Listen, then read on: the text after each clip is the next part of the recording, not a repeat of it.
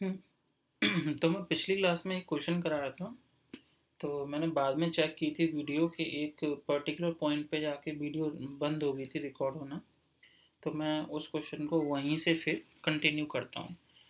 एक बात देखिए, वो क्वेश्चन क्या था। वो क्वेश्चन था कि, और मैंने कहा भी था पढ़ाते टाइम पे कि ये क्वेश्चन बहुत ज़्यादा इम्पोर्टेंट है, क्योंकि सेम क्वेश्चन हमें एक्सरसाइज में भी मिलेगा और जो मिसलेनियस एक्सरसाइज होती है वहाँ भी मिलेगा। बस ये जो नंबर्स हैं वो चेंज हो गए होंगे। तो चलिए एक बार दोबारा समझते हैं ठीक से। कहा गया है कि सम जो है दो अलग अलग अर्थमेटिक प्रोग्रेशन है, एक ही नहीं है, दो अलग अलग हैं। तो उनकी जो एन टर्म का रेशियो है वो गिवन है और उनकी ट्वेल्थ टर्म का रेशियो बताना है। तो मान लीजिए, मैं ऐसे ही समझाने के लिए एक सीरीज़ को मैं मान रहा हूँ जैसे कि ए पहली टर्म है उसकी। फिर दूसरी टर्म क्या होगी अगर देखा जाए तो, क्योंकि हम यहाँ पे सम निकाल रहे हैं इसलिए मैंने प्लस का साइन लगा दिया है। आप चाहें तो कॉमा लगा लीजिए, कोई बात नहीं। जैसे एक कॉमा, ये पहली टर्म हो गई। तो अब दूसरी टर्म क्या होगी फिर, क्योंकि एपी के अंदर हर नेक्स्ट टर्म में एक कॉमन डिफरेंस का मतलब डिफरेंस होता है। तो ए प्लस डी। फिर क्या होगी नेक्स्ट टर्म, क्या होगी, टेंथ क्लास में भी सीखा होगा कि ए प्लस टू डी। फिर नेक्स्ट टर्म क्या होगी, ए प्लस थ्री डी। इस तरह से ये चलता जाएगा। तो एक एपी बन रही है ये। इसी तरह से एक दूसरी एपी है, दो अर्थमेटिक प्रोग्रेशन की बात कर रहा है। तो उस एपी का जो पहला टर्म है, क्योंकि वो डिफरेंट है, तो उसको हम मान लेते हैं उसकी पहली टर्म क्या है, बी। अब क्योंकि जो प्रोग्रेशन बिल्कुल ही अलग है, तो सेकंड टर्म जो होगी वो हम मानेंगे बी प्लस डी ना हो के बी प्लस डी डैश। क्यों? क्योंकि इस वाली एपी का जो कॉमन डिफरेंस है और इसका जरूरी नहीं है सेम है, तो मैंने उसको डी डैश से रिप्रेजेंट कर दिया है। तो नेक्स्ट टर्म क्या होगी फिर, B plus two D dash. इसी तरह से नेक्स्ट टर्म क्या होगी, B plus three D dash and so on. ये दो अलग अलग इस तरह से दी गई हैं। हालांकि आप जब अपना आंसर लिखेंगे तो ये सब रिप्रेजेंट करने की जरूरत नहीं है। मैं सिर्फ आपको समझाने के लिए ये इस तरह से दो सीरीज मैंने बताई हैं। तो आपको जब एग्जाम में लिखना है तो कैसे लिखना है, देखिए क्या गिवन है पहले वो देख लीजिए कि एस एन, यानी कि पहली वाली जो सीरीज है उसका एन टर्म्स का सम एस से रिप्रेजेंट कर रहा हूँ, और जो दूसरी सीरीज है उसकी भी एन टर्म्स का सम जो है ऐसे ही रिप्रेजेंट कर रहा हूँ। तो एक जैसा हो जाएगा, इसलिए मैंने यहाँ पे डैश लगा दिया। तो इज इक्वल टू में क्या गिवन है आपको, 3n+8 डिवाइडेड बाई 7n+15। बहुत आसान है क्वेश्चन। अब देखिए, ये तो गिवन हो गया, ये पार्ट क्या है आपके पास एक तरह से क्वेश्चन में गिवन है। अब हमेशा यहाँ साइड में लिखिए कि आपको निकालना क्या है, फाइंड क्या करना है या प्रूव क्या करना है। तो क्योंकि ये तो फाइंड वाला क्वेश्चन है, तो टू फाइंड क्या पता करना है कि दोनों सीरीज के ट्वेल्थ टर्म का रेशियो। तो ट्वेल्थ टर्म का रेशियो यानी कि A12 निकालना है पहली सीरीज के हिसाब से, और दूसरी सीरीज के हिसाब से मैं लिख देता हूँ B12। मतलब पहली सीरीज की ट्वेल्थ टर्म निकालिए और सेकंड सीरीज की भी ट्वेल्थ टर्म निकालिए। यहाँ तक क्लियर हो गया होगा। अब देखिए, जब एपी मैंने स्टार्ट की थी तब भी बताया था, और बेसिक फॉर्मूला है मतलब टेंथ क्लास में भी था कि अगर हमें अर्थमेटिक प्रोग्रेशन के एन टर्म्स का सीरीज का सम निकालना है तो फॉर्मूला होगा n/2 ब्रैकेट में 2a plus n-1 into D. तो इसी तरह से यहाँ जो ये एस एन लिखा है, इस जगह आप लिखेंगे क्या कि n/2 bracket 2a plus n-1 into में जो भी कॉमन डिफरेंस है वो। इसी तरह से डिवाइड में, अब देखिए ये वाली जो सीरीज है वो सेकंड सीरीज है। तो n/2, जैसे कि मैंने बताया था कि मैंने जो अपनी मर्जी से दो सीरीज अलग अलग मानी है, उसमें फर्स्ट टर्म यहाँ a थी और कॉमन डिफरेंस d था। तो इसी तरह से सेकंड सीरीज के हिसाब से यहाँ फर्स्ट टर्म क्या मानी है, देखिए मैंने b। तो यहाँ पे मैंने फॉर्मूले में a की जगह b लिखा, फिर प्लस का n-1, और d जो इस सीरीज का कॉमन डिफरेंस है वो है d डैश, तो मैंने d डैश लिखा। फिर इज इक्वल टू में आगे बढ़े तो 3n+8 डिवाइडेड बाई 7n+15। देखिए, जब भी आप अब 11 12 और आगे जो मैथ पढ़ेंगे तो उसमें जब भी कोई चीज़ गिवन है तो उसके साथ साथ देखते भी जाइए कि आपको क्या प्रूव करना है या फाइंड आउट करना है। तो मैं थोड़ा सा इसको सॉल्व करके देख लेता हूँ कि A12 का मतलब क्या है। तो आपको अगर याद होगा, एपी के अंदर कोई भी एन टर्म निकालनी है तो उसका फॉर्मूला है कि a प्लस मतलब यहाँ जो भी नंबर लिखा है उससे एक कम, यानी कि n-1 इंटू डी। तो उस लॉजिक से a12 का मतलब क्या होगा, a प्लस 11d। इसी तरह से b12 का मतलब क्या होगा, b प्लस 11d डैश। ये क्लियर हो गया होगा यहाँ तक। अब हमें अपना फोकस जो है इस क्वेश्चन को देखते हुए ये रखना है कि किसी तरह से a प्लस 11d आ जाए। तो पहले तो मैंने ये n/2 से n/2 कैंसिल कर दिया, तो अब आपके पास क्या बचा, तो 2a plus n-1 into D divided by 2b plus n-1 D dash, तो is equal to 3n plus 8 divided by 7n plus 15। अब जरा दोनों इक्वेशंस को गौर से देखिए। आपके पास जो अभी अवेलेबल है सॉल्व करके वो है 2a। तो आप यहाँ पे देखिए, क्या a के साथ में कोई नंबर है, तो आंसर है नहीं। यहाँ a के साथ में जो कोफिशिएंट है वो 1 होना चाहिए। इसी तरह से यहाँ b के साथ में जो कोफिशिएंट है वो 1 होना चाहिए। तो यहाँ तो आपके पास a के पास 2 है और b के पास 2 है, और क्योंकि मुझे यहाँ से यहाँ पहुँचना है तो एक जैसा दिखाने के लिए क्यों ना मैं यहाँ से 2 कॉमन ले लूँ। तो न्यूमरेटर से जब आप 2 कॉमन लेंगे और डिनोमिनेटर से भी 2 कॉमन लेंगे तो वो दोनों एक दूसरे से कैंसिल हो जाएंगे। एक बार दोबारा सुनिए, जो ये गिवन पार्ट था उसको मैंने फॉर्मूला पुट करके सॉल्व किया, जो हमें फाइंड आउट करना था उसको भी थोड़ा सा ओपन किया, जैसे कि a प्लस 11d और b12 का मतलब क्या है, b प्लस 11d डैश। तो ये हमें किसी भी तरह से पता करना है। अब हम इसको सॉल्व करते हुए यहाँ तक पहुँच गए और इसमें सिमिलरिटी देखने को मिल रही है कि यहाँ d है तो यहाँ भी d है, यहाँ d डैश है तो यहाँ d डैश है, यहाँ एक फिक्स वैल्यू है कोई। और लेकिन यहाँ प्रॉब्लम ये है कि a के साथ में यहाँ 2 है और b के साथ में भी 2, और यहाँ a और b का कोफिशिएंट 1 है, तो क्यों ना हम यहाँ से 2 को कॉमन ले लें। तो मैंने 2 को ऊपर से कॉमन लिया तो क्या बचेगा आपके पास, a प्लस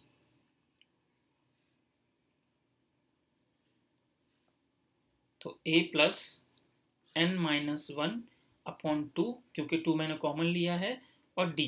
इसी तरह से मैंने जब डिनोमिनेटर से भी 2 कॉमन लिया। ऐसा क्यों कर रहे हैं ध्यान रखिए, अगर समझेंगे क्वेश्चन को आंसर मैं कैसे कर रहा हूँ तो अच्छा है, अदरवाइज आपको रटना पड़ जाएगा कि इस क्वेश्चन में ऐसा क्यों कर रहे हैं, वो फिर गलत हो जाएगा।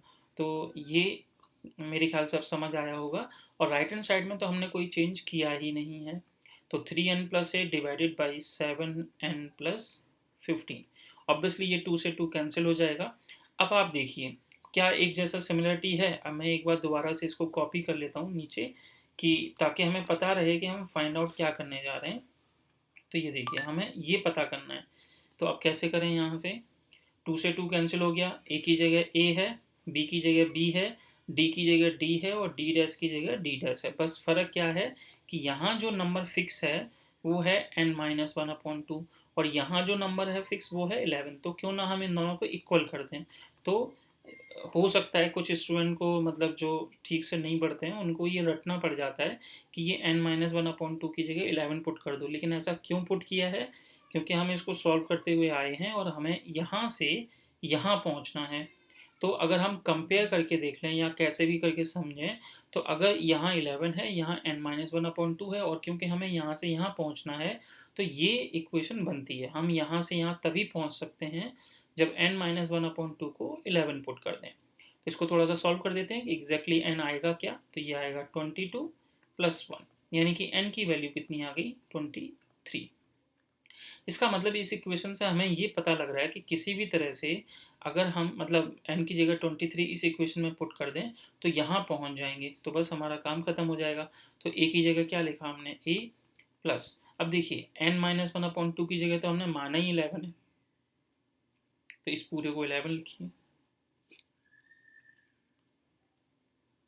11d, और इसी तरह से divided by b plus 11d dash.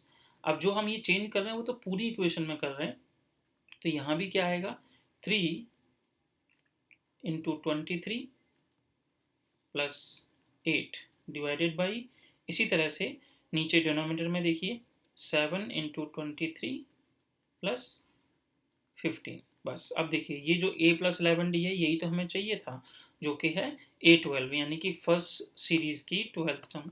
इसी तरह से नीचे देखेंगे तो ये क्या है, b12, यानी कि सेकंड सीरीज की 12th टर्म, इक्वल टू, अब इसको सॉल्व कर लीजिए तो यहाँ कितना आएगा, वो देख लेते हैं, सॉल्व करके आप देख लेना। मेरे पास ये पहले से सॉल्व है, तो मैं इसको 23 × 3 + 8 जो भी टर्म आएगी उसको फिर सॉल्व करोगे तो वो बचेगा आपके पास 7/16। इसको सॉल्व करके 7 नहीं आ रहा है, इसको सॉल्व करके कोई एक वैल्यू आएगी, इसी तरह से इसको सॉल्व करके वैल्यू आएगी, उसमें से कैंसिल करेंगे तो 7/16 आएगा। मेरे ख्याल से ये समझ आ गया होगा।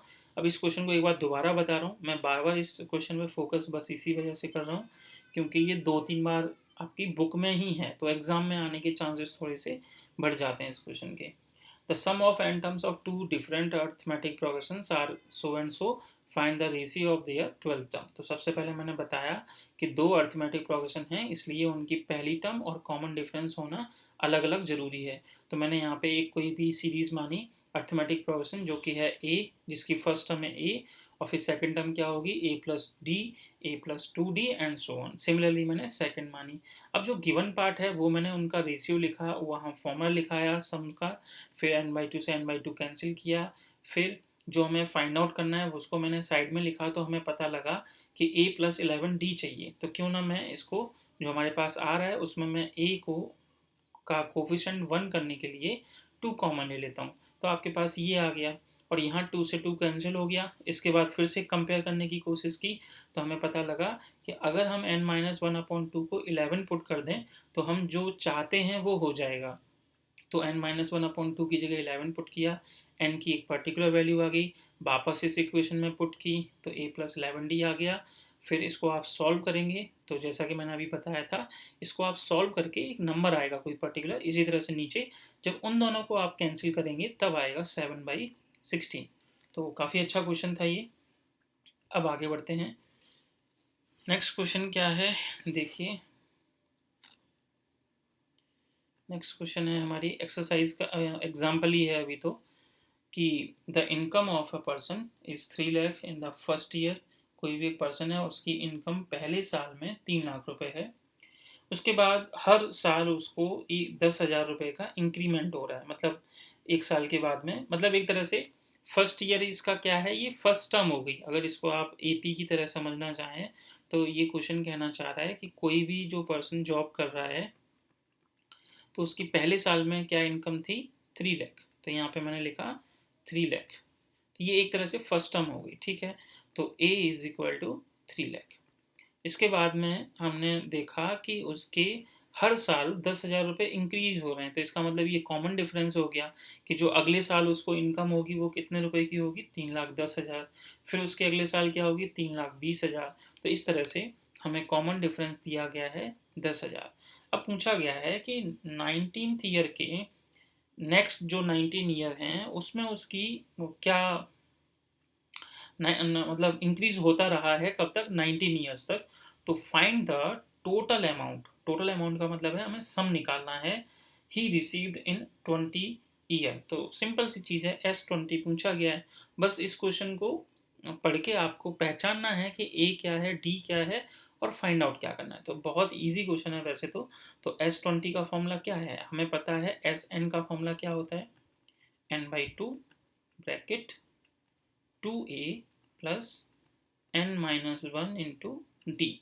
तो हमें S20 पता करना है, 20 साल के बाद में उसकी क्या इनकम होगी। तो हमने यहाँ पे लिखा 20/2 यानी कि 10 ब्रैकेट 2 इंटू 3 लाख, तो ऑब्वियसली वो डायरेक्ट हो जाएगा 6 लाख।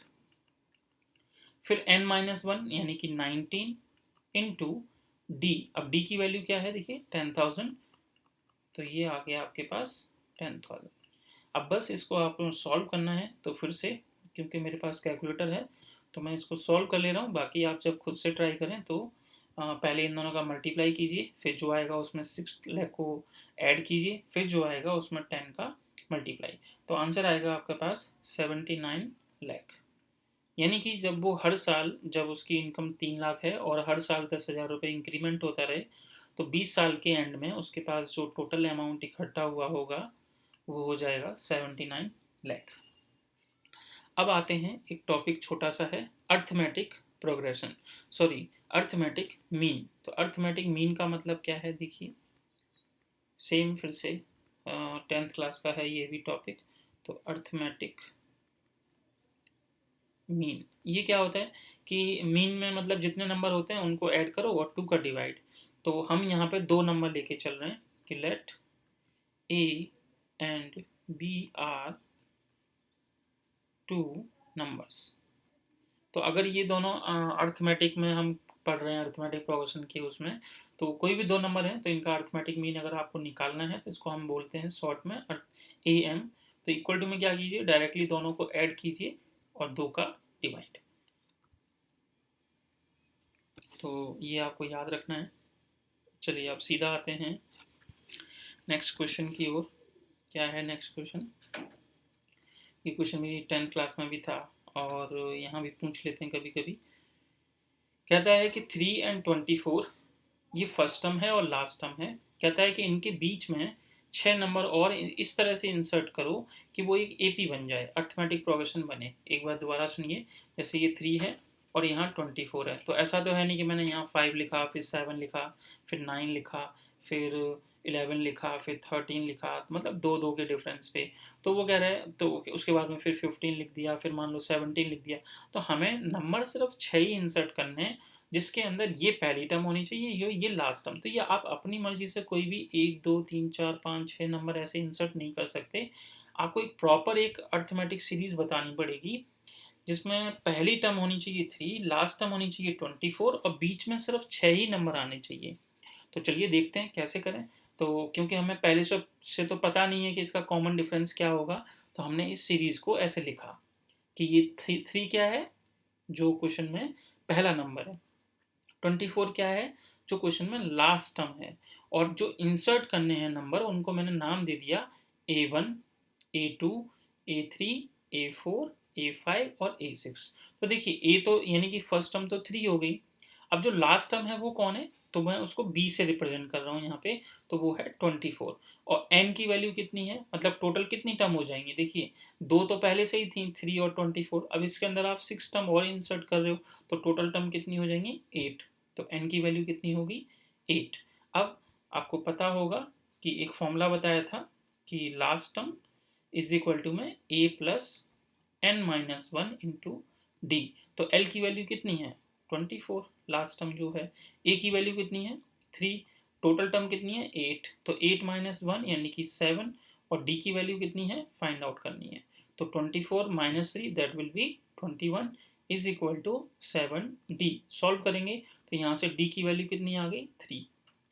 अर्थमेटिक प्रोग्रेशन की ये खास बात है कि बस आपको फर्स्ट टर्म पता हो और कॉमन डिफरेंस पता हो तो आप पूरी सीरीज बता सकते हैं। तो देखिए अगर ये 3 है और कॉमन डिफरेंस कितना है फिर से 3, तो नेक्स्ट टर्म जो A1 होगी वो क्या होगी, फर्स्ट टर्म में कॉमन डिफरेंस ऐड कर दो, यानी कि A1 क्या होगा यहाँ पे, जो फर्स्ट टर्म है उसमें कॉमन डिफरेंस यानी D ऐड कर दो, तो 3 + 3 6। इसी तरह से A2 पता करना है, मतलब ये एक तरह से इस सीरीज की थर्ड टर्म है। तो थर्ड टर्म कैसे निकालते हैं, A + 2D।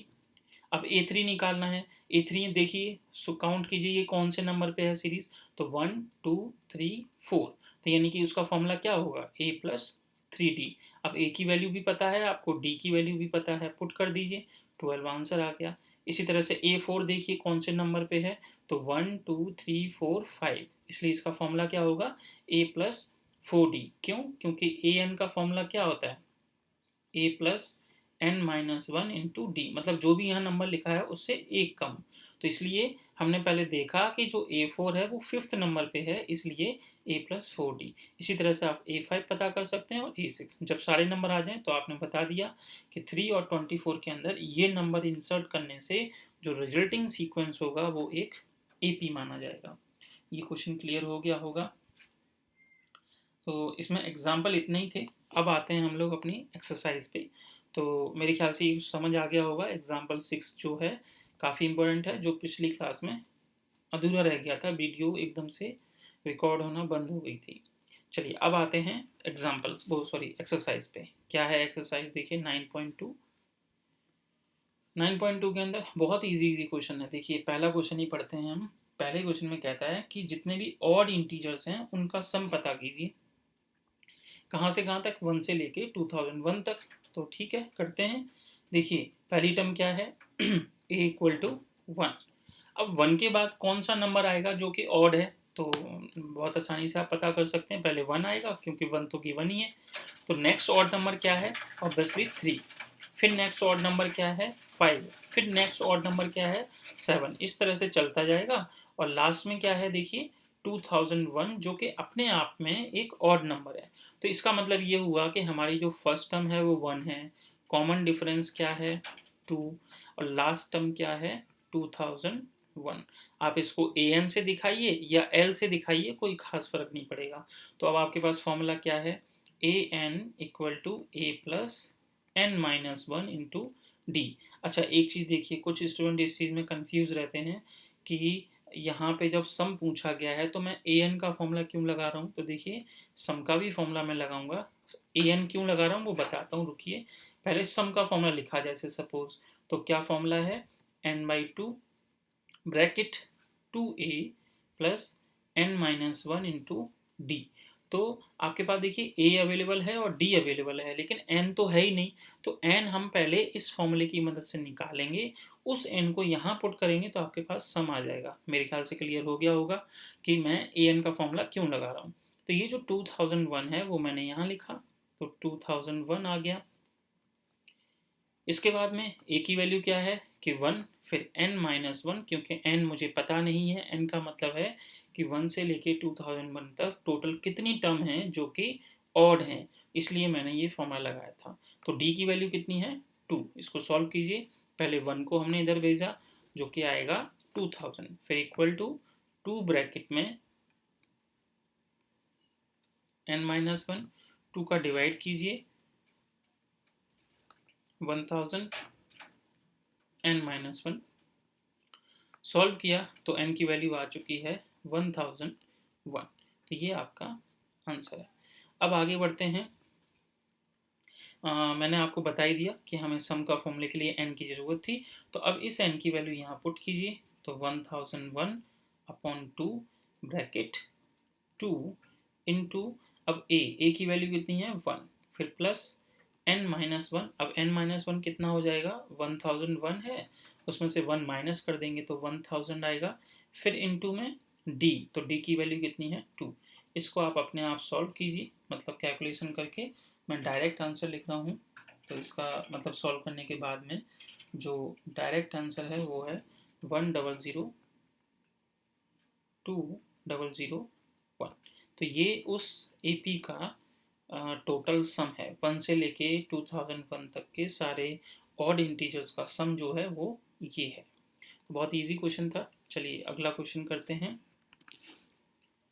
तो नेक्स्ट क्वेश्चन है हमारे पास कि find the sum of all natural number lying between 100 and 1000 which are multiples of 5। ठीक है, तो मल्टीपल्स ऑफ 5 ढूंढने, तो 100 अपने आप में 5 का मल्टीपल है, तो पहला नंबर तो हमारा यही हो गया, कौन?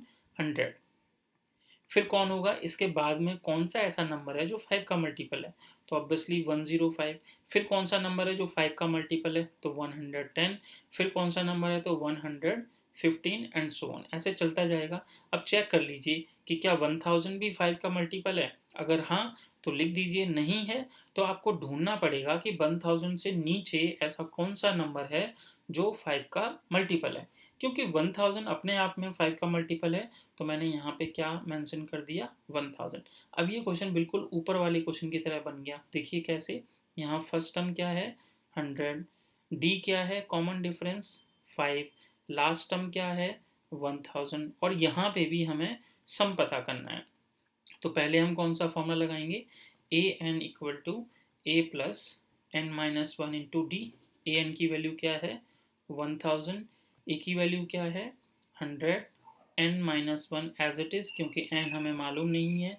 डी की वैल्यू है 5। तो पहले हमने इसको माइनस किया तो आपके पास आएगा 900 is equal to N minus one into 5। 5 का डिवाइड किया हमने, तो 5 का डिवाइड करने से आपके पास कितना बचेगा देखिए। अच्छा, इस क्वेश्चन में एक चीज़ और है, यहाँ पे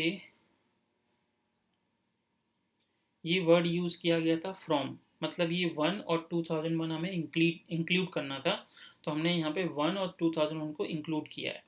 लेकिन यहाँ लिखा है लाइंग बिटवीन। लाइंग बिटवीन का मतलब हो गया कि हमें ये जो पॉइंट्स हैं वो काउंट नहीं करने हैं, इनके बीच के ही नंबर लिखने हैं। तो जब भी आप आगे से क्वेश्चन करें तो इस चीज़ का ध्यान रखें कि उन्होंने जो फर्स्ट और लास्ट नंबर है उसको इंक्लूड करने के लिए बोला है कि नहीं। तो आप मेंशन देख सकते हैं यहीं पे लाइंग बिटवीन लिखा हुआ है, तो हम 100 और 1000 को नहीं ले सकते। तो हमारा 100 हट गया। तो 100 के बाद में ऐसा कौन सा नंबर है जो 5 का मल्टीपल है? 105। इसी तरह से लास्ट टर्म में 1000 माना नहीं जाएगा, तो 1000 से पहले ऐसा कौन सा नंबर है जो 5 का मल्टीपल है? वो है 995।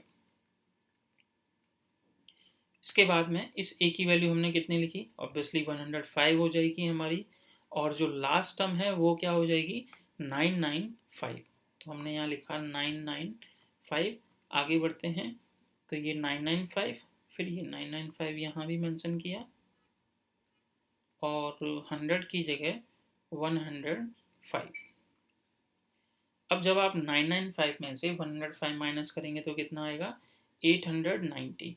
890 में जब 5 का डिवाइड करेंगे, क्योंकि यहाँ 5 मल्टीप्लाई में है, तो n minus one will be equal to 178। ये 1 जब उधर जाएगा तो n की वैल्यू आ चुकी है आपके पास 179। जब n की वैल्यू आ जाए, और क्वेश्चन में हमसे क्या पूछा गया था? सम। तो सम का फॉर्मूला मैंने आपको बता दिया है, मतलब आपको याद हो गया होगा, n/2 bracket 2a plus n minus one into D. तो n की वैल्यू कितनी है?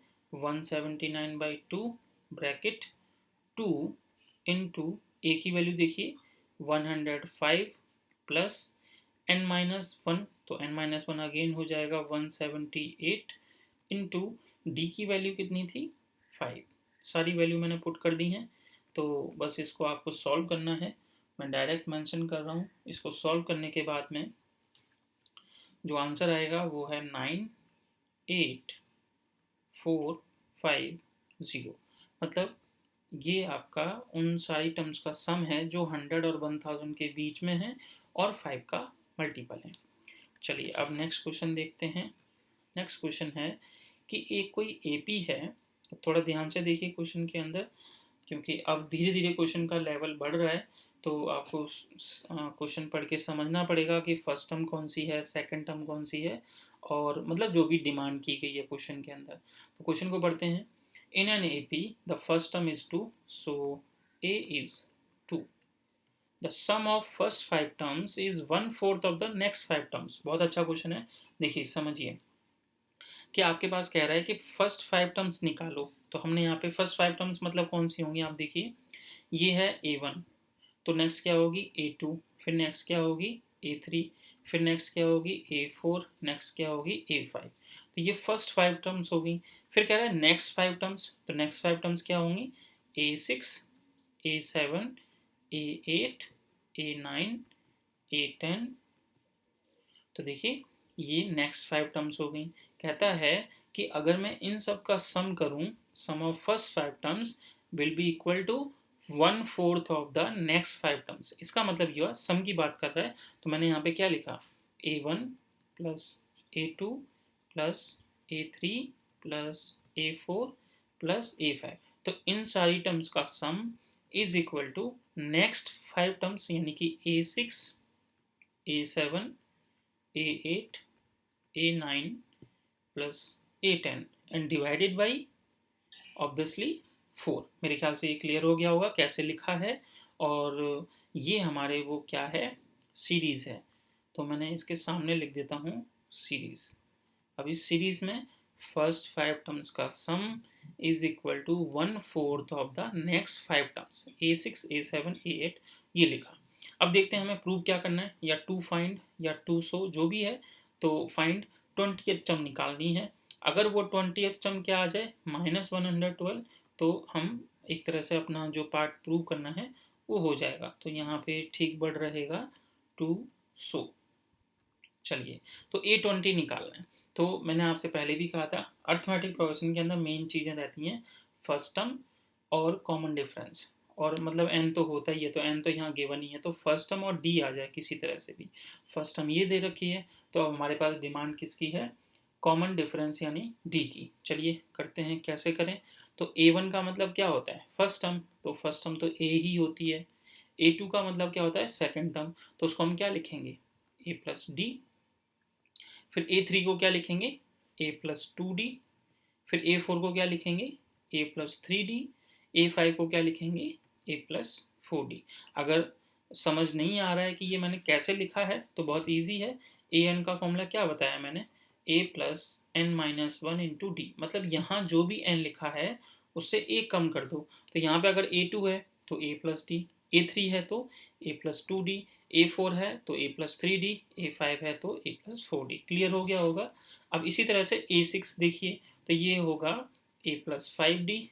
A7 क्या होगा, A प्लस 6D। A8 क्या होगा, A प्लस 7D। A8 हो गया ये।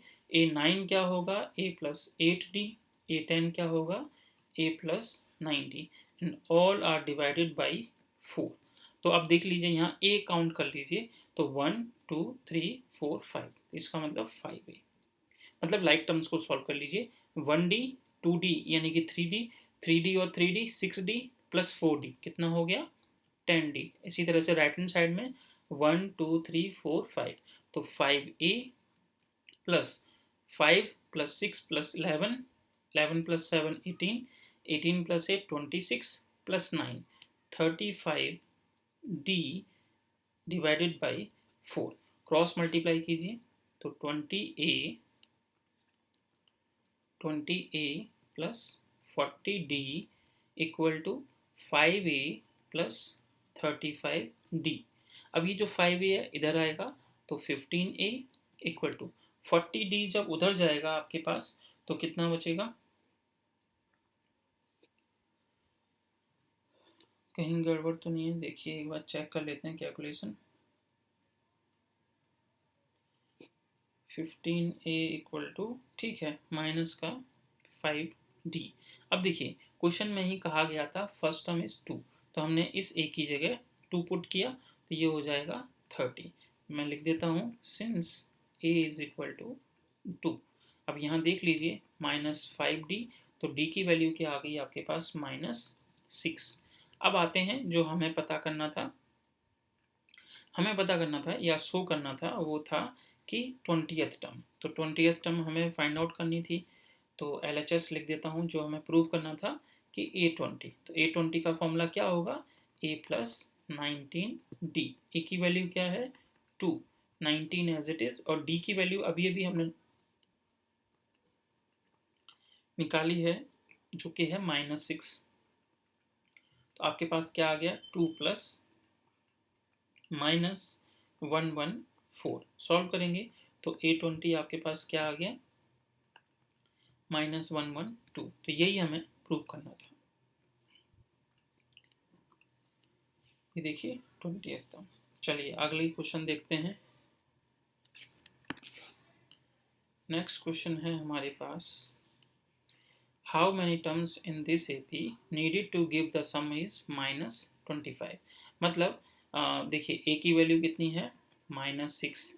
D की वैल्यू कैसे निकालते हैं, नेक्स्ट टर्म में से प्रीवियस टर्म माइनस कर दो, तो -11/2 माइनस और -6। हम क्या करते हैं, नेक्स्ट टर्म में से प्रीवियस टर्म को माइनस करते हैं, तो ये वो माइनस है और ये इस नंबर का खुद का माइनस है। तो इसको जब आप सॉल्व करेंगे, -11/2 और फिर -1/6 तो प्लस हो जाएगा, तो आपके पास बचेगा ऑब्वियसली ये 1/2। आप कोई एरर आए कैलकुलेशन का, वैसे होगा नहीं, ऐसा होता है तो आप उस हिसाब से करेक्शन कर सकते हैं। सम क्या गिवन है, हमें सम गिवन है इस बार -25। तो n बताना है, बहुत ईजी है। सम का फॉर्मूला क्या होता है, n/2 bracket 2A plus n-1 into D. तो Sn कितना गिवन है, -25।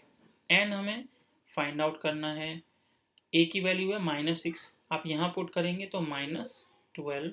n अगेन पता करना है और D की वैल्यू है 1/2। चलिए आगे करते हैं, सॉल्व करते हैं इसको। सॉल्व कैसे करें, तो सिंपल सी चीज़ है कि यहाँ पे एलसीएम ले लेते हैं हम लोग, ऐसा करते हैं, या पहले इस 2 को इधर भेज दीजिए, तो -50 इक्वल टू ब्रैकेट में माइनस का 12 है तो एलसीएम लेंगे तो माइनस का 24 प्लस n माइनस 1। बिल्कुल सिंपल कैलकुलेशन कर रहा हूँ, कोई खास टफ ऐसी कोई कैलकुलेशन नहीं हो रही है। चलिए आगे बढ़ते हैं। तो ये 2 को जब आप इधर -50 की ओर भेजेंगे तो -100 इक्वल टू, फिर इस n को अभी बाहर रहने देते हैं, -24 और -1 कितना हो जाएगा, -25 प्लस n, इसको अंदर मल्टीप्लाई कीजिए तो -100 इक्वल टू -25n फिर प्लस n स्क्वायर। इस इक्वेशन को अगर ठीक से लिखें तो कुछ इस तरह से बनेगी। अब 9th 10th क्लास में आपने इसके फैक्टर मेथड पढ़ा होगा कि ऐसा क्या करें कि मल्टीप्लाई करने पे 100 आए और ऐड या माइनस करने पे 25। तो इजी है, 20 एंड 5 तो n square -20n -5n plus 100 equal to 0। दोनों में से n कॉमन लीजिए तो n -20, यहाँ से 5 कॉमन लीजिए तो फिर से n -20 इक्वल टू 0। अब आप देखेंगे तो n -20 then n -5 equal to 0। Solve किया तो n -20 इज इक्वल टू 0 या फिर n -5 इक्वल टू 0। तो n इज इक्वल टू 20 और n इक्वल टू 5। इसका मतलब इस क्वेश्चन के हिसाब से या तो आप इस सीरीज की 5 टर्म्स को पिक कीजिए या 20 टर्म को पिक कीजिए, उनका जो सम है वो आपको मिलेगा -25। चलिए नेक्स्ट क्वेश्चन देखते हैं। फिर से इम्पोर्टेंट क्वेश्चन है, मिसलेनियस में मिलेगा, शायद रिपीटेड क्वेश्चन ही मिलेगा, शायद नंबर भी चेंज नहीं है, मुझे अच्छे से याद नहीं है लेकिन ऐसा क्वेश्चन मिलता है। In an A P if the pth term is 1/q, तो बहुत इजी है। देखिए pth टर्म का फॉर्मूला मतलब वैल्यू दे रखी है तो A P equal to 1/q and जो qth टर्म है वो 1/p है। ओके, तो A Q equal to 1/p। Prove that sum of first P Q terms, यानी कि पी क्यू टर्म्स का सम निकालना है जो कि होना चाहिए पी क्यू प्लस 1/2। तो ये पार्ट हमें शो करना है, तो कोई बात नहीं, बहुत इजी है। जो भी चीज़ शो करनी है एपी के अंदर तो हमें बस ए और डी से मतलब होता है। तो जो गिवन है एपी, तो इसका फॉर्मूला क्या होगा, A plus P minus 1 into D 1/क्यू। एंड इसी तरह से ए क्यू का मतलब क्या होगा, इसको मैं इक्वेशन 1 बोल लेता हूँ। ए क्यू का मतलब क्या होगा, A plus Q minus 1 into D और फिर 1/p। तो इसको हमने नाम दे दिया इक्वेशन 2। इन दोनों को बस सॉल्व करना है। तो पहले मैंने लिखा a plus P minus 1 D is equal to 1/q और यहाँ लिखा a plus Q minus 1 into D equal to 1/p। Elimination method लगा देते हैं तो माइनस माइनस माइनस ये इससे कैंसिल हो जाएगा। यहाँ इन दोनों में से मैं d कॉमन लूँगा तो आपके पास ऊपर क्या बचेगा, p माइनस 1, यहाँ से माइनस क्यू और ये माइनस इस माइनस को प्लस कर देगा। फिर इसी तरह से 1/q राइट हैंड साइड में माइनस 1/p। तो 1 से 1 कैंसिल हो गया तो d की वैल्यू क्या बचेगी, p माइनस क्यू और राइट हैंड साइड में डिनोमीटर में आएगा पी क्यू और ये हो जाएगा p माइनस क्यू। तो आप अगर ठीक से देखेंगे तो ये देखिए इससे कैंसिल हो गया। तो d की वैल्यू क्या आ गई, 1/pq। मैंने आपसे पहले ही कहा था कि अर्थमेटिक प्रोग्रेशन का क्वेश्चन है तो आपके पास दो वैल्यू होना चाहिए, एक d की और एक a की। तो कोई बात नहीं, इस d की वैल्यू को इन दोनों में से किसी एक इक्वेशन में पुट कर दीजिए। तो मैं चलिए किसी में भी पुट कीजिए, मैं फर्स्ट में पुट कर देता हूँ। तो फर्स्ट इक्वेशन क्या थी कि a plus P minus 1 D is equal to 1/q। तो a की वैल्यू हमें फाइंड आउट करनी है p माइनस 1 और d की वैल्यू क्या है 1/pq is equal to 1/q। a plus जब 1/pq को p से मल्टीप्लाई करेंगे तो 1/q बचेगा, 1/pq का -1 इसमें करेंगे तो 1/pq बचेगा इक्वल टू 1/q। ये इससे टर्म कैंसिल हो गई तो a इज इक्वल टू, इसको राइट साइड भेज दीजिए तो 1/pq। ये आपके पास a भी आ गया। और एक चीज़ देखिए a और d दोनों ही इक्वल हैं, 1/pq 1/pq। हमें क्या पता करना है, सम ऑफ pq टर्म्स। तो अब सम का फॉर्मूला लगा देते हैं। तो मैंने यहाँ पे लिखा कंसीडर LHS। LHS क्या है, sum of P Q terms. क्या फॉर्मूला होगा? P Q by 2 bracket 2a plus P Q minus 1 into D bracket close equal to P Q by 2 as it is bracket open 2 A की value अभी अभी हमने निकाली है जो कि पी क्यू आई थी plus P Q minus 1 upon P Q, क्योंकि डी की वैल्यू भी 1 अपॉन पी क्यू थी। अगर मैं डिनोमिनेटर में जो सेकंड पार्ट है ये, इसमें एलसीएम ले लेता हूँ तो जो कि पी क्यू आएगा, तो ऊपर क्या आएगा 2 प्लस पी क्यू माइनस 1, सिर्फ एलसीएम लिया है मैंने, इस पी क्यू से ये पी क्यू कैंसिल हो गया, तो आपके पास क्या बचा पी क्यू प्लस, अब देखिए ये 2 माइनस 1 यानी कि प्लस 1 बचेगा और अपॉन में 2, तो ये आ गया आपका आर एच एस। हमें यही प्रूव करना था कि सम ऑफ पी क्यू आना चाहिए पी क्यू प्लस 1 अपॉन 2, तो ये आ चुका है आपका। तो बहुत इजी क्वेश्चन था, मेरे ख्याल से समझ आया होगा। लेंदी था थोड़ा सा और कैलकुलेटिव पार्ट ज़्यादा था, लेकिन इजी था, टफ नहीं कह सकते बिल्कुल भी। चलिए नेक्स्ट क्वेश्चन देखते हैं। नेक्स्ट क्वेश्चन में कहता है if the sum of a certain numbers of terms of AP this is 116 find the last term. चलिए ये भी इजी क्वेश्चन है। ए की वैल्यू क्या है आपके पास 25, डी की वैल्यू कैसे निकालते हैं next term minus previous term, तो 22 minus 25 which will give us minus 3।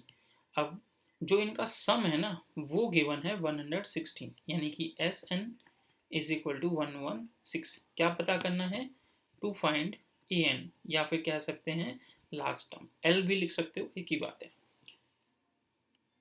S N का फॉर्मूला याद कीजिए जो कि होता है N by 2 bracket 2a plus N minus 1 into D equal to 116।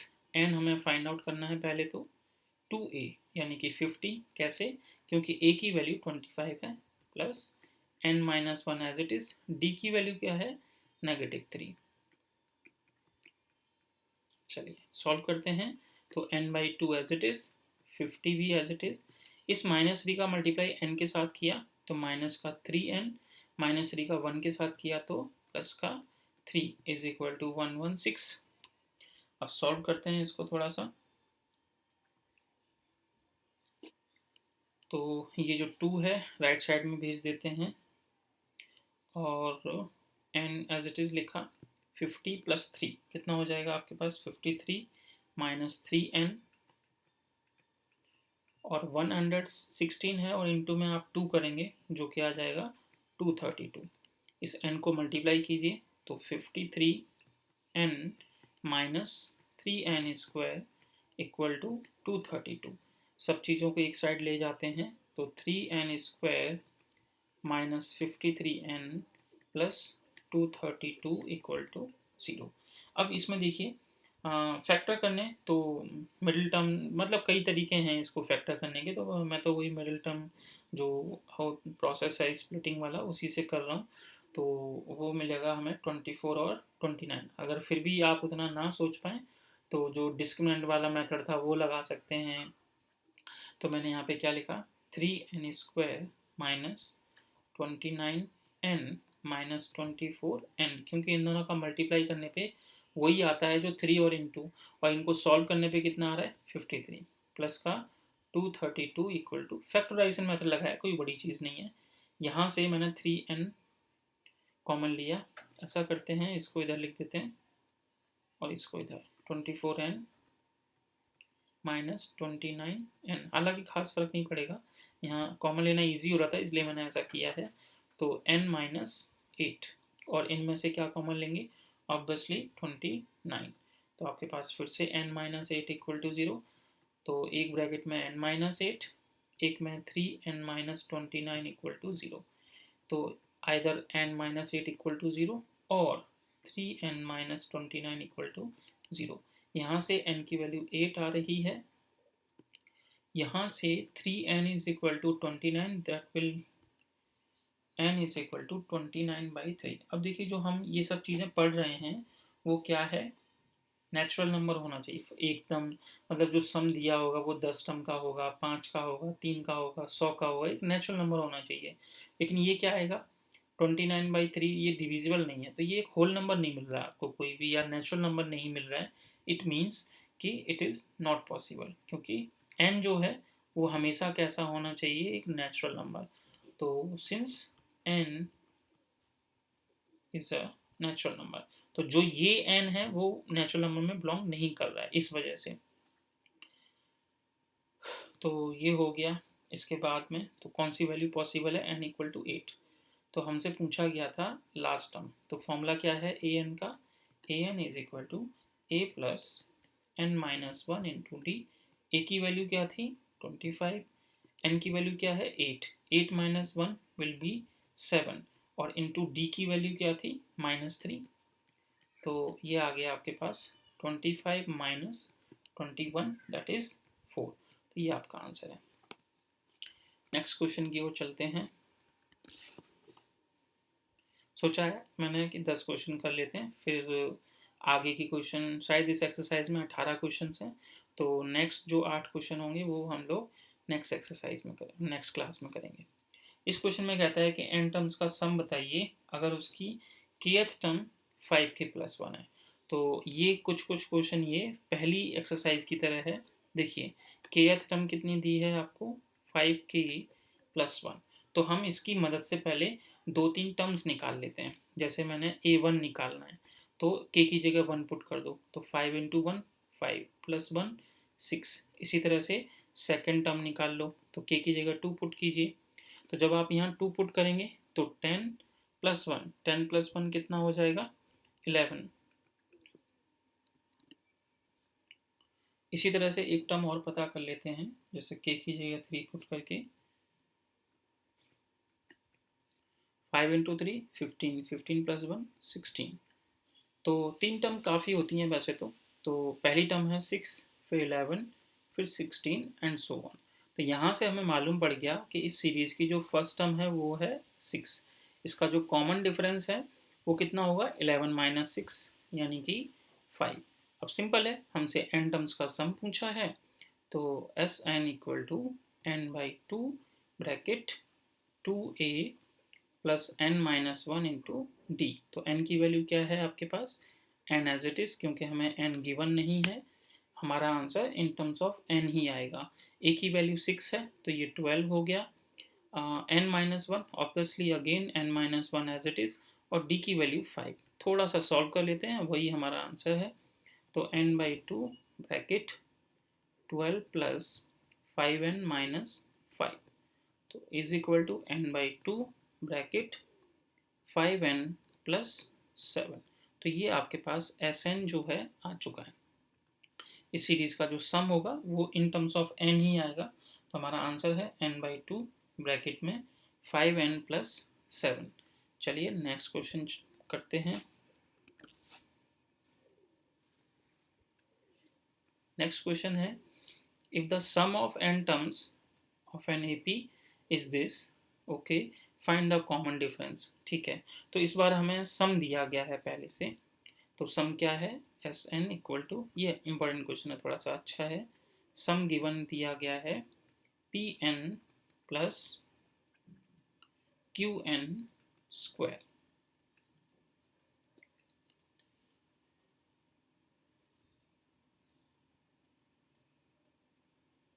तो यहाँ ये है हमारे पास पूरा सम। ठीक है, तो वैसे तो इस क्वेश्चन को करने के कई तरीके हैं अलग अलग। एक सबसे सिंपल तरीका ये है कि कुछ टर्म पता कर लीजिए। जैसे मैंने शायद पिछली क्लास में एक एग्जाम्पल कराते टाइम बताया था कि S1 का मतलब क्या होता है कि पहली ही टर्म जो है उसी को हम S1 बोलते हैं। S का मतलब क्या होता है सम, सम। तो 1 का मतलब क्या है फर्स्ट टर्म का सम, तो फर्स्ट टर्म का सम कौन होगा खुद पहली टर्म। S2 का मतलब क्या होगा A1 प्लस A2। इसी तरह से S3 का मतलब क्या होगा A1 plus A2 plus A3। तो उसी क्लास में मैंने बताया था कि अगर इस तरह से है और हमें अगर कॉमन डिफरेंस निकालना है तो हम क्या कर सकते हैं। देखिए S2 में से S1 को माइनस करेंगे तो कौन आ जाएगा A2। तो हमने यहाँ पे S2 में से जैसे A2 पता करना है तो मैं यहीं लिख देता हूँ छोटा सा, कि अगर आपको S2 में से S1 माइनस करेंगे तो क्या आ जाएगा A2। तो कॉमन डिफरेंस कौन होता है, जो सेकंड टर्म है उसमें से प्रीवियस टर्म माइनस कर दो, तो A2 माइनस A1। तो हम इसी पैटर्न में काम करने वाले हैं कि पहले हम क्या पता करेंगे S1, तो उसके लिए क्या करें, n की जगह 1 पुट कर दीजिए, बहुत ईजी है। तो S1 जब हमने लिखा तो ये कितना आएगा P प्लस क्यू। चलिए इसी तरह से n की जगह 2 पुट कर देते हैं, तो S2 की वैल्यू क्या आ जाएगी आपके पास 2P प्लस 4Q। अब मुझे पता है कि अगर मैं S2 में से S1 को माइनस कर दूं तो क्या आ जाएगा सेकंड टर्म, तो इसलिए मैंने यहाँ लिखा since A2 is equal to S2 minus S1, तो S2 की वैल्यू कितनी है 2P प्लस 4Q, S1 की वैल्यू क्या है P प्लस Q, तो माइनस बाहर है तो P माइनस Q हो जाएगा। तो इस तरह से आपके पास A2 की क्या वैल्यू आ गई 2P minus P, that will B P, 4Q minus Q, that will B 3Q। तो ये सेकंड टर्म आ गई। हमें क्वेश्चन में क्या पूछा गया है, बस कॉमन डिफरेंस। तो कॉमन डिफरेंस क्या होता है A2 माइनस A1, तो कॉमन डिफरेंस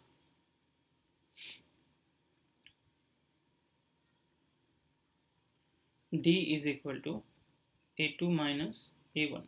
A2 क्या है P प्लस 3Q, A1 क्या है P प्लस Q, यानी कि minus P minus Q, P से P cancel, 3Q minus Q is 2Q। तो ये आपके पास कॉमन डिफरेंस आ गया। चलिए नेक्स्ट क्वेश्चन की ओर बढ़ते हैं। 9th question.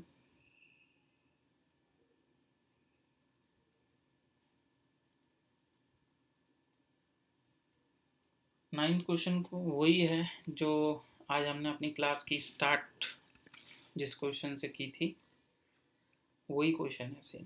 तो कहता है इस बार कि दो अलग अलग अर्थमेटिक प्रोग्रेशन हैं जिनकी सम का n टर्म्स का सम का रेशियो है 5n plus 4, and then divided by या रेशियो टू कितना है n 9n प्लस 6।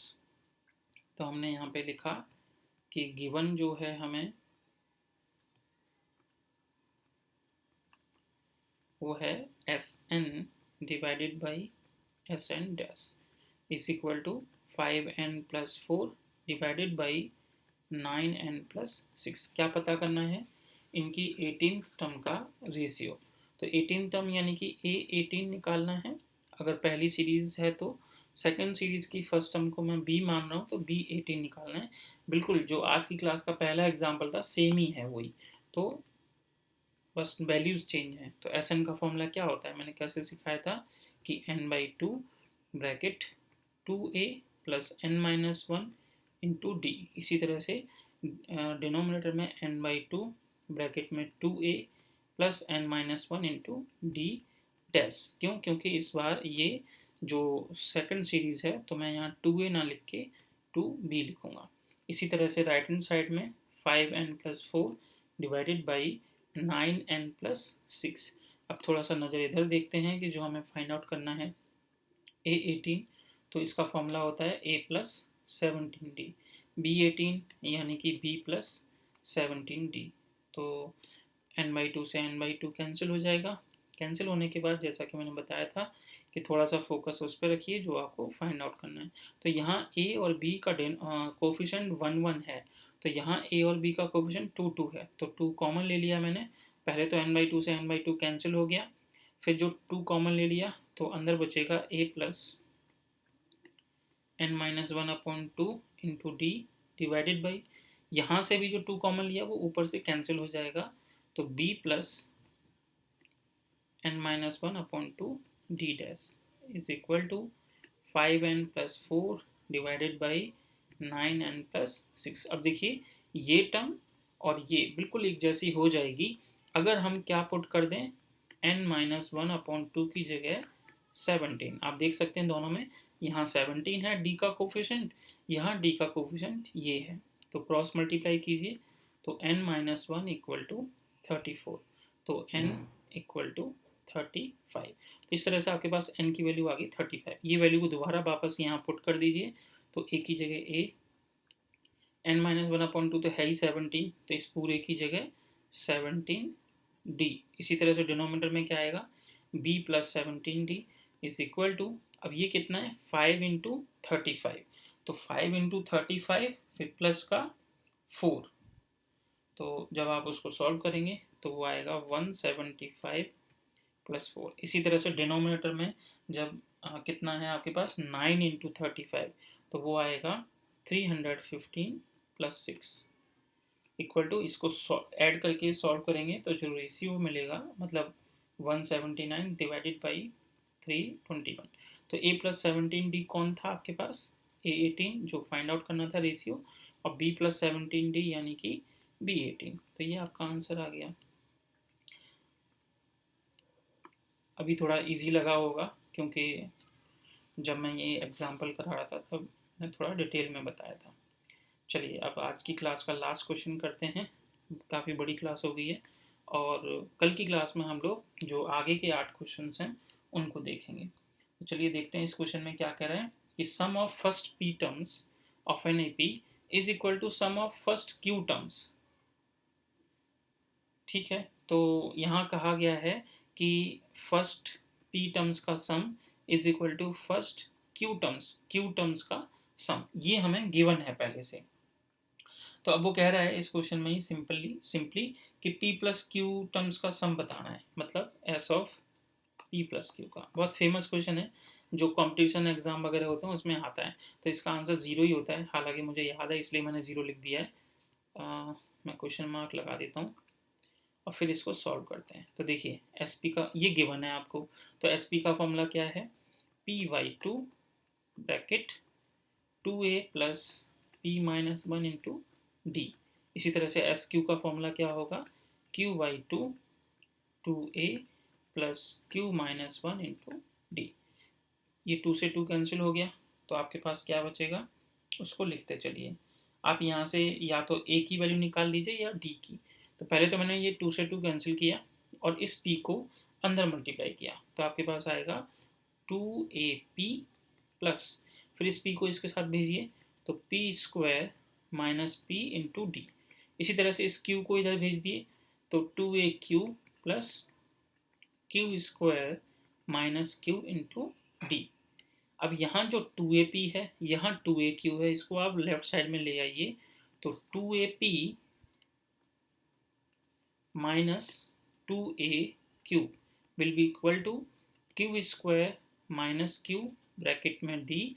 ये पूरी टर्म जब इधर जाएगी तो negative p square minus p into d. यहाँ से हम ऐसा करते हैं 2a कॉमन ले लेते हैं तो p माइनस क्यू। इसी तरह से यहाँ से ये देखिए पूरा यहाँ पे भी d है और यहाँ पे भी d है, तो d को हम कॉमन ही ले लेते हैं, तो अंदर क्या बचेगा, Q square minus Q minus P square plus P. थोड़ा सा सिंप्लीफाई करते हैं तो 2a p माइनस क्यू। अब देखिए ये जो Q square minus P square है, तो आपको पता लग गया होगा ए स्क्वायर माइनस बी स्क्वायर का फॉर्मूला लगा देते हैं। तो एक ब्रैकेट में आएगा क्यू प्लस पी, एक में क्यू माइनस पी, फिर ये जो माइनस क्यू प्लस पी है उसको एक साथ लिख देते हैं। अब यहाँ से p minus q as it is, p minus q में कॉमन ले लेता हूँ, तो p माइनस क्यू कॉमन लेंगे तो यहाँ नेगेटिव आ जाएगा, यानी negative Q minus negative p। यहाँ क्या बचेगा प्लस 1, ये इससे कैंसिल हो गया। तो यहाँ से आपका जो a की वैल्यू है वो क्या आ रही है वो बस निकाल लीजिए, तो a की वैल्यू आ जाएगी, ये p माइनस क्यू से तो p माइनस क्यू कैंसिल हो गया, तो a की वैल्यू क्या आ गई d/2। ये 2 कैसे, ये जो a के साथ में उसको राइट साइड में भेज दिया, इधर 1 माइनस पी माइनस क्यू। तो ये हमने क्या किया, a की वैल्यू निकाल ली। अब हमें जो फाइंड आउट करना है वो लिख लीजिए, हमें फाइंड आउट करना था एस पी क्यू, मतलब पी क्यू टर्म्स का सम। तो क्या फॉर्मूला होगा, P Q by 2 bracket 2a plus P Q minus 1 into d. बस वैल्यू पुट कर दीजिए इस a को यहाँ, तो p Q by 2 as it is रहने वाला है, ब्रैकेट 2 a की वैल्यू ये पुट कीजिए तो वो है d/2 1 minus p minus q, फिर प्लस ये एज इट इज, तो p Q minus 1 into d. P Q by 2 as it is, यहाँ 2 से 2 कैंसिल हो जाएगा, अंदर क्या बचेगा डी माइनस, या फिर ऐसा करते हैं थोड़ा सा और सिंप्लीफाई कर लेते हैं इसको, तो थोड़ा सा जल्दी आ जाएगा, कैलकुलेशन हमारा टाइम बचेगा। देखिए कैसे, इस 2 को इधर ही रहने दीजिए, ये p माइनस क्यू से ये p माइनस क्यू कैंसिल हो गया था, तो 2a की वैल्यू कितनी आ गई, 2a की वैल्यू आएगी आपके पास d फिर 1 माइनस p, ठीक है, तो d as it is bracket 1 minus p plus q। अब मैंने क्या किया, यहाँ जानबूझ के यहाँ से मैं माइनस कॉमन ले लेता हूँ, तो माइनस कॉमन लेने से यहाँ माइनस डी आएगा, तो अब ये प्लस का हो जाएगा p प्लस क्यू, और ये जो 1 प्लस का था वो नेगेटिव हो जाएगा।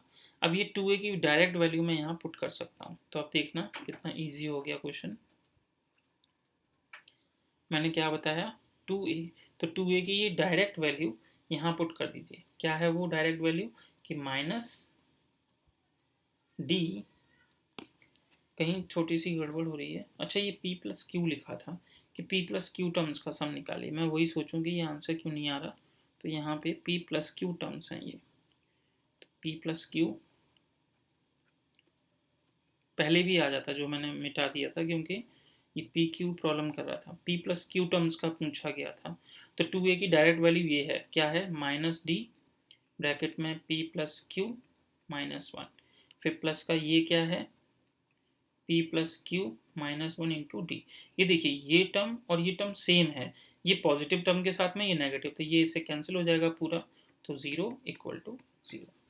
इजी था क्वेश्चन, वो बस पी क्यू और p प्लस क्यू के चक्कर में हो गया, तो ये हमें पता करना था जो कि 0 आ गया। नेक्स्ट क्लास में मिलते हैं, उसमें हम 11th क्वेश्चन से स्टार्ट करेंगे।